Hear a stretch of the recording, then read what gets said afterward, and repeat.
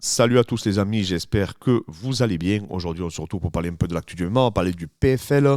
On va parler également de la confrontation entre Bertebiev et Anthony Yard en boxe. On va parler aussi du face-à-face Fury-Jack Paul. Voilà, on va faire un petit tour du coup de l'actualité. En tout cas, pensez les amis à vous abonner, pensez à nous mettre en commentaire s'il y a des sujets en particulier que vous voulez qu'on aborde, on le fera avec grand plaisir. On vous a parlé hier de Hulk, Barboza. Donc un excellent grappleur, enfin même un monstre qui a été 5 fois champion du monde de jiu-jitsu brésilien et qui a fait finaliste de la DCC, donc un tueur à gage. D'ailleurs, je vais envoyer le combat à Abdul pour qu'il regarde. Et il a perdu au point. Il a perdu au point contre un combattant qui avait 2-0, il me semble, un géorgien. Et du coup, donc les langues ont commencé à se délier. Ce matin, j'ai regardé un peu les commentaires, je regardais un peu tout, je regardais un peu ce qui se disait dans son coin, etc., etc. Et j'avais peur d'une chose. Et ça s'est produit. C'est que Barboza se prenne pour un boxeur. Et malheureusement, en fait, là, les gens commencent à dire qu'apparemment, son camp d'entraînement était à 70% composé de la boxe. Pourquoi ? Parce que tu as des mecs, toujours c'est comme ça, qui ont une sensibilité en boxe, et qui disent à leur mec, il faut que tu travailles la boxe, il faut que tu sois complet. Le mec, il est 5 fois champion du monde de jiu-jitsu brésilien. Le mec, il est finaliste de la DCC. Le mec, quand il fait du grappling, de la lutte et tout, ça ne le fatigue pas. Eh ben non, il s'entête, il veut boxer. Alors là, il a essayé de ramener. Mais à chaque fois qu'il a essayé de ramener, il était en retard. Pourquoi ? Parce que comme il a délaissé cette partie-là, donc son point fort, ses acquis, qu'il travaille depuis qu'il est tout petit, et bien automatiquement, il s'est perdu.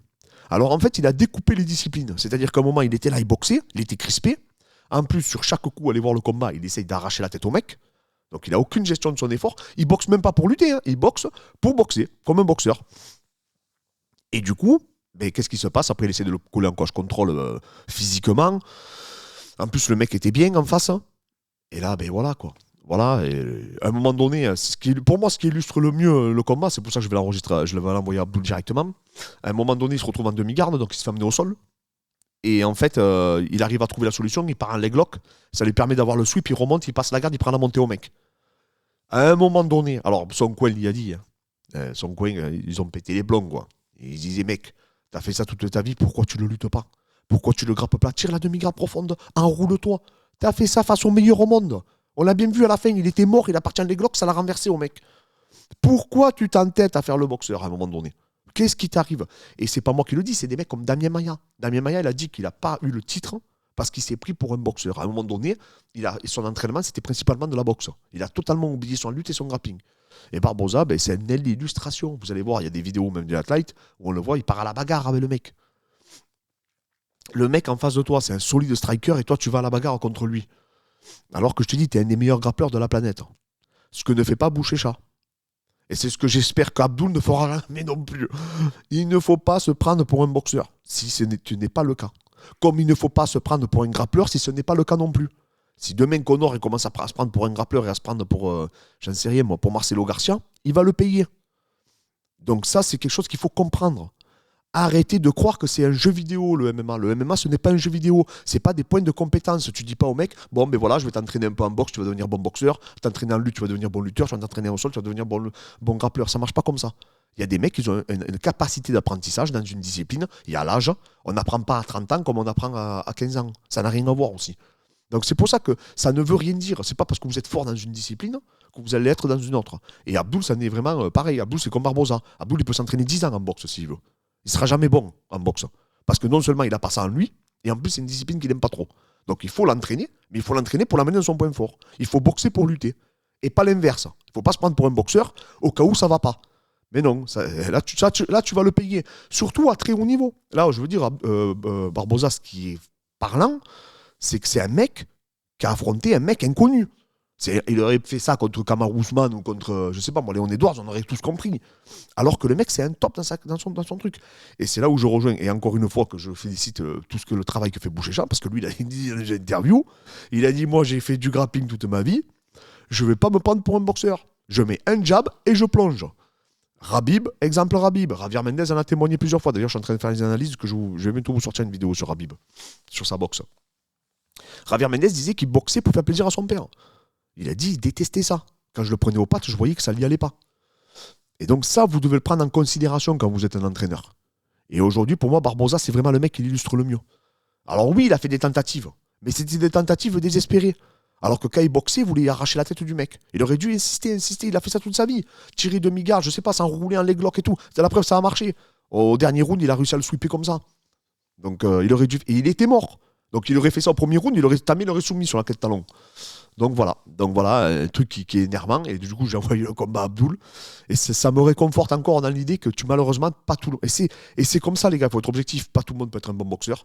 Pas tout le monde peut être Adesanya. Pas tout le monde peut être Barbosa au sol. Pas tout le monde peut être Pereira. Peut pas avoir la lutte de Kamaru Usman ou le timing de Georges Saint-Pierre. Ce n'est pas vrai. Tu peux t'entraîner comme tu veux. Ça s'appelle le talent, c'est un schéma d'apprentissage. Voilà, comme ça. Je veux dire, c'est connu dans toutes les disciplines. C'est pour ça que, par exemple, dans les sports collectifs, tu as des postes. Un bon défenseur n'est pas forcément un bon attaquant. Et si tu t'entêtes en vouloir en faire un bon attaquant, mais tu en feras peut-être un mauvais joueur. Donc ça aussi, il faut être conscient. Ça ne veut pas dire qu'il ne faut pas s'entraîner dans les disciplines. Il faut s'entraîner dans les disciplines. Mais lui, Barbosa, il s'est complètement oublié. Et donc il a né l'illustration parfaite. Voilà. Ensuite, le boxeur Arthur, qui est maintenant québécois, enfin canadien du coup, et qui a affronté Anthony Yarde. Donc grosse opposition. Alors j'ai été surpris, mais les juges avaient mis Yarde devant. C'est vrai que bon, il a quand même donné du répondant. Alors effectivement, quand tu frappes, lui, il était encouragé par le public. Donc c'est vrai que ça fausse. Effectivement, ça fausse. Quand chaque action que tu fais, le public t'encourage, ça peut avoir une incidence sur les juges. Maintenant, moi, j'avais Arthur devant. Et en plus, c'est un combattant que j'apprécie énormément parce qu'il est entraîné, entre autres, par mon pote Samuel. Donc, je suis vraiment content pour eux. Vraiment, lui, c'est un monstre. Hein. C'est un monstre. Je ne sais pas qui pour le prochain combat. J'ai vu plusieurs noms. Mais je serais curieux de voir qui c'est qu'ils vont lui mettre. Et voilà, bon, mais après, il a touché, il a fait mal. On sent quand même qu'il a une puissance de frappe qui est assez exceptionnelle. Mais c'est vrai que Yarde, il est resté, il est allé à la confrontation. Et ça m'a agréablement surpris parce que je ne m'attendais pas du tout à ce type de proposition de la part d'Anthony Yarde. Donc voilà, je vous encourage à aller voir le combat. Hein. Je l'ai vu sur YouTube, ils l'ont mis. Alors, je ne sais pas si c'est légal ou pas, j'en sais strictement rien, mais en tout cas, j'ai vu que ce matin, il y était. Et c'est comme ça que j'ai pu le voir. Donc il gagne dans la 8e reprise. Donc voilà, donc vraiment, il continue son chemin et lui, il est vraiment, vraiment, vraiment impressionnant. Ensuite, j'ai vu De La Hoya qui parle de la confrontation éventuelle entre Francis Ngannou et Tyson Fury. Il pense que ça pourrait être un événement à la Tyson, quoi. Va avoir une ampleur vraiment un peu comme les combats de Tyson à l'époque où tout le monde se levait pour voir le match.